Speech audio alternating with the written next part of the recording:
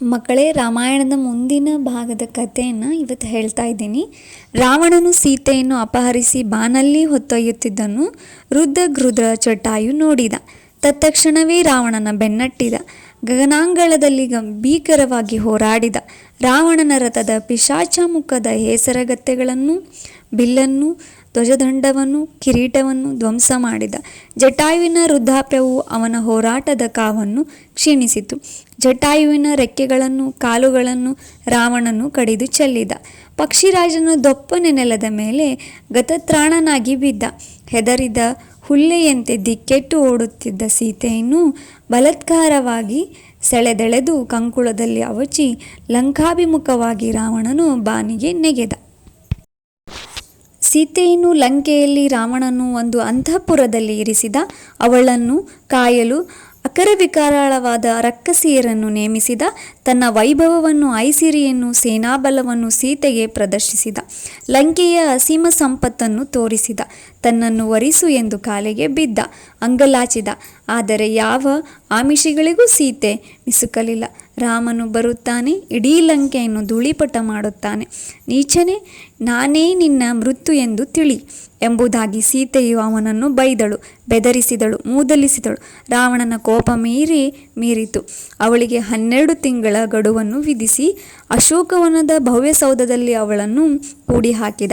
ಪಿಶಾಚಿಗಳಂತಿರುವ ವಿಕಾರಿಗಳಾದ ಘೋರ ರಾಕ್ಷಸಿಯರ ಪಡೆಯನ್ನು ಸೀತೆಯ ಕಾವಲಿಗೆ ನಿಯಮಿಸಿದ. ಮಾರೀಚನನ್ನು ವಧಿಸಿ ರಾಮನು ಹಿಂತಿರುಗುತ್ತಿದ್ದ. ಆಗ ರಾಮನನ್ನು ಹುಡುಕಿಕೊಂಡು ಹೊರಟ ಲಕ್ಷ್ಮಣ ಅವನಿಗೆ ಎದುರಾದ.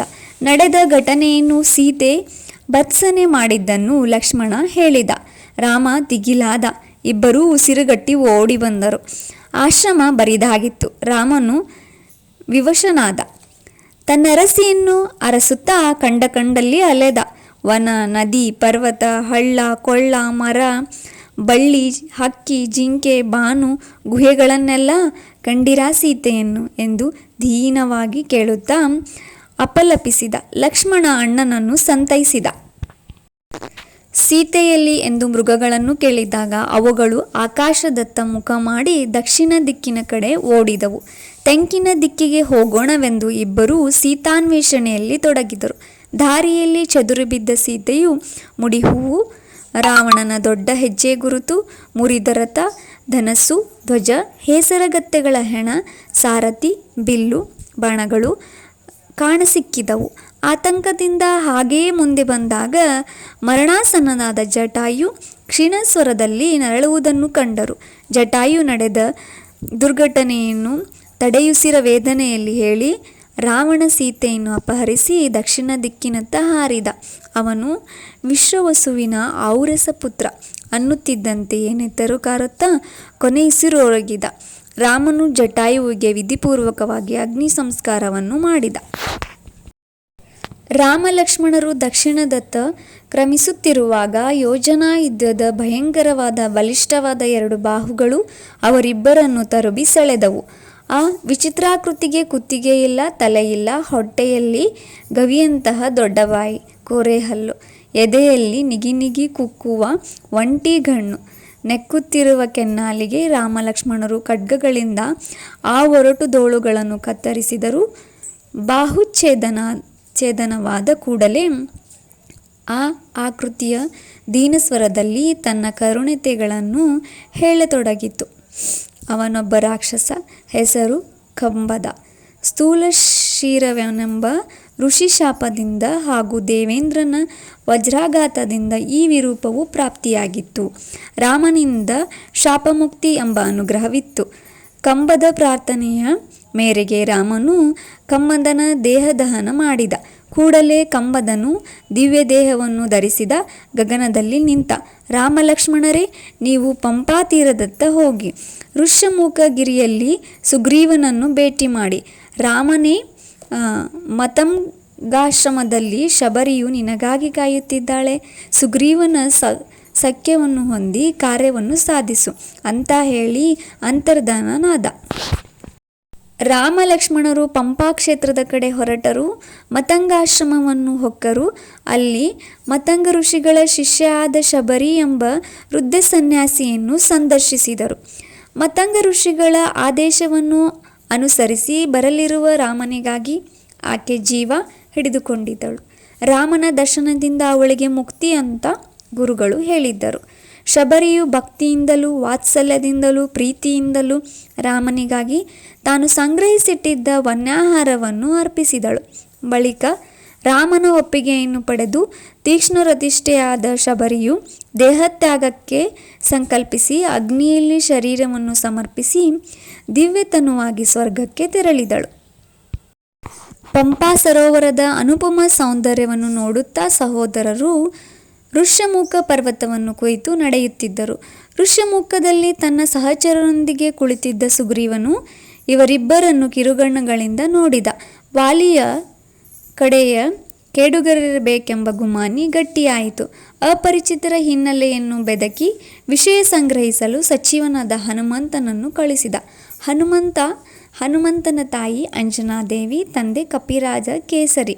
ಭಗವಾನ್ ವಾಯುದೇವನ ಅನುಗ್ರಹದಿಂದ ಹುಟ್ಟಿದವನಾದ್ದರಿಂದ ಪವಮಾನಿ ಎಂಬ ಹೆಸರಿನಿಂದ ಕರೆಯುತ್ತಾರೆ. ನಂತರ ಕಾಮರೂಪಿಯಾದ ಹನುಮಂತನು ಭಿಕ್ಷುಕ ವೇಷಧಾರಿಯಾಗಿ ರಾಮಲಕ್ಷ್ಮಣರ ಬಳಿಗೆ ಹೋದ. ಅವಿಸ್ತಾರವಾಗಿ, ಅಸಂದಿಗ್ಧವಾಗಿ, ಅವಿಲಂಬಿತವಾಗಿ, ಅದ್ಭುತವಾಗಿ ಹನುಮಂತನು ತನ್ನ ಪರಿಚಯವನ್ನು ಹೇಳಿ ರಾಮನ ಬಗ್ಗೆಯೂ ವಿಚಾರಿಸಿದ. ಹನುಮಂತನ ಔಕ್ಯಶಲವನ್ನು, ದೌತ್ಯಕ್ಷಮತೆಯನ್ನು ರಾಮನು ಬಹುವಾಗಿ ಮೆಚ್ಚಿ ಲಕ್ಷ್ಮಣನಲ್ಲಿ ಹೊಗಳಿದ. ರಾಮನ ದರ್ಶನ ಮಾತ್ರದಿಂದಲೇ ಹನುಮಂತನಲ್ಲಿ ಭಕ್ತಿಯೂ ದಾಸಭಾವವೂ ಸ್ಫುರಿಸಿತು. ಸುಗ್ರೀವನು ವಾಲಿಯ ತಮ್ಮ. ಕಾರಣಾಂತರದಿಂದ ವಾಲಿ ಹಾಗೂ ಸುಗ್ರೀವರಲ್ಲಿ ಭೀಕರ ಕಾಳಗವಾಗಿತ್ತು. ಸುಗ್ರೀವವನ್ನು ಗಡೀಪಾರು ಮಾಡಿ ಸುಗ್ರೀವನ ಹೆಂಡತಿಯಾದ ರುಮೆಯನ್ನು ವಾಲಿಯು ಅಪಹರಿಸಿದ್ದ. ಅಣ್ಣನಿಂದಾದ ಜೀವಭಯದಿಂದ ಸುಗ್ರೀವನು ವಾಲಿಯ ಕಾಲಿಡಲು ಹೆದರುವ ಋಷ್ಯಮುಖ ಪರ್ವತದಲ್ಲಿ ತನ್ನ 4 ಸಹಚರರ ಸಚಿವರೊಂದಿಗೆ ಅಬ್ಬೆಪಾರಿಯಾಗಿ ಬೀಡುಬಿಟ್ಟಿದ್ದ. ಹನುಮಂತನು ಸುಗ್ರೀವನ ಪರಾಕ್ರಮವನ್ನು, ಪ್ರಾಮಾಣಿಕತೆಯನ್ನು, ವಚೋನಿಷ್ಠತೆಯನ್ನು ರಾಮನಿಗೆ ಮನದಟ್ಟು ಮಾಡಿದ. ಹನುಮಂತನ ಮನೋವಾಕ್ಯಕಾಯಗಳ ರುಜುತ್ವವನ್ನು ಶ್ಲಾಘಿಸಿದ. ರಾಮಲಕ್ಷ್ಮಣರನ್ನು ತನ್ನ ಹೆಗಲ ಮೇಲೆ ಹೊತ್ತು ದುರ್ಗಮವಾದ ಋಷ್ಯಮುಖವನ್ನು ಆಂಜನೇಯ ಅಡರಿದ. ಹನುಮಂತ ರಾಮನ ನಡೆಗತೆಯನ್ನು ಸುಗ್ರೀವನಿಗೆ ವಿವರಿಸಿದ. ರಾಮ ದರ್ಶನದಿಂದ ಸುಗ್ರೀವ ಸಂತುಷ್ಟನಾದನು. ವಾನರರಾದ ತಮ್ಮೊಡನೆ ಸಖ್ಯವನ್ನು ಬಯಸುವ ರಾಮನ ಇಚ್ಛೆಯನ್ನು ಆತ ಆದರದಿಂದಲೂ ಗೌರವದಿಂದಲೂ ಸ್ವಾಗತಿಸಿದ. ರಾಮ ಸುಗ್ರೀವರು ಸ್ನೇಹಸೂಚಕವಾಗಿ ಪರಸ್ಪರ ಕೈಕುಲುಕಿದರು. ರಾಮನು ಸುಗ್ರೀವವನ್ನು ಗಾಢವಾಗಿ ಆಲಿಂಗಿಸಿಕೊಂಡನು. ಹನುಮಂತನು ಅಗ್ನಿಯನ್ನು ಪ್ರಜ್ವಾಲಿಸಿದನು. ಸುಗ್ರೀವರು ಅಗ್ನಿಸಾಕ್ಷಿಯಾಗಿ ಸುಖ ದುಃಖಗಳಲ್ಲಿ ಸಮಾನವಾದ ಹಾಗೂ ಶಾಶ್ವತವಾದ ಮೈತ್ರಿಗಳನ್ನು ಅಂಗೀಕರಿಸಿದರು. ವಾಲಿಯನ್ನು ವಧಿಸುತ್ತೇನೆಂದು ರಾಮನು, ರಾವಣನು ಅಪಹರಿಸಿದ ಸೀತೆಯನ್ನು ಹುಡುಕಿಸುತ್ತೇನೆಂದು ಸುಗ್ರೀವನು ಪ್ರತಿಜ್ಞೆಯನ್ನು ಮಾಡಿದರು. ಸೀತಾ ಅಪಹರಣದ ಪ್ರಕರಣವನ್ನು ಕೇಳುತ್ತಿದ್ದಾಗ ಸುಗ್ರೀವನಿಗೆ ಕೆಲ ದಿನಗಳ ಹಿಂದಿನ ಘಟನೆಯೆಂದು ಸ್ಮೃತಿ ಭಿತ್ತಿಯಲ್ಲಿ ಸುಳಿದು ಹೋಯಿತು. ಆಕಾಶ ಮಾರ್ಗದಲ್ಲಿ ಕುರ್ಬರನೊಬ್ಬ ಸ್ತ್ರೀಯೋರ್ವಳನ್ನು ಚಚ್ಚಿಕೊಂಡು ಸಾಗುತ್ತಿದ್ದಾಗ ಆ ದುಃಖಾರ್ತಳಾದ ವನಿತೆಯು ಹೃದಯ ಬಿರಿಯುವಂತೆ ರಾಮ, ಲಕ್ಷ್ಮಣ ಅಂತ ಬೊಬ್ಬೆ ಇಡುತ್ತಿದ್ದುದನ್ನು ಋಷ್ಯಮುಖದಲ್ಲಿ ಕುಳಿತ ಸುಗ್ರೀವ, ಹನುಮಂತ, ನಳ, ನೀಲ, ತಾರರನ್ನು ಕಂಡು ಆಕೆ ತನ್ನ ಉತ್ತರೀಯದಲ್ಲಿ ಆಭರಣಗಳನ್ನು ಕಟ್ಟಿ ಕೆಳಗೆ ಎಸೆದಿದ್ದುದನ್ನು ಸುಗ್ರೀವನಿಗೆ ನೆನಪಾಯಿತು. ಗುಹೆಯೊಳಗೆ ಜೋಪಾನವಾಗಿಟ್ಟಿದ್ದ ಆ ಗಂಟನ್ನು ತರಿಸಿ ರಾಮನಿಗೆ ತೋರಿಸಿದ. ಅಲ್ಲಿದ್ದ ಸೀತೆಯ ಅಂಗಾಭರಣಗಳನ್ನು ಈ ಕ್ಷಣ ಮಾತ್ರದಿಂದಲೇ ರಾಮನ ಕಣ್ಣು ಮಂಜಾಯಿತು, ಅಳು ಉಮ್ಮಳಿಸಿತು. ಮಕ್ಕಳೇ, ಇಂದಿನ ಭಾಗದಲ್ಲಿ ನಾವು ಸೀತಾಪಹರಣದ ನಂತರ ಜಟಾಯುವಿನ ಸಹಾಯ, ನಂತರ ಸೀತೆಯನ್ನು ರಾಮ ಹುಡುಕಿದ ಪರಿ ಹುಡುಕುತ್ತಲೇ ಇರುವನು ಈ ಭಾಗದಲ್ಲಿ. ನಂತರ ಅವನು ಹನುಮಂತ ಮತ್ತು ಸುಗ್ರೀವರ ಭೇಟಿ, ಅದನಂತರ ಸೀತೆಯ ಆಭರಣಗಳ ಸಿಕ್ಕು, ಅದನ್ನು ನೋಡಿದಾಗ ರಾಮನಿಗೆ ಆದ ದುಃಖ. ಮುಂದಿನ ಭಾಗದಲ್ಲಿ ರಾಮ ಮುಂದೆ ಏನು ಮಾಡ್ತಾನೆ ಅನ್ನೋದನ್ನು ತಿಳ್ಕೊಳ್ಳೋಣ. Subscribe my channel. Thank you.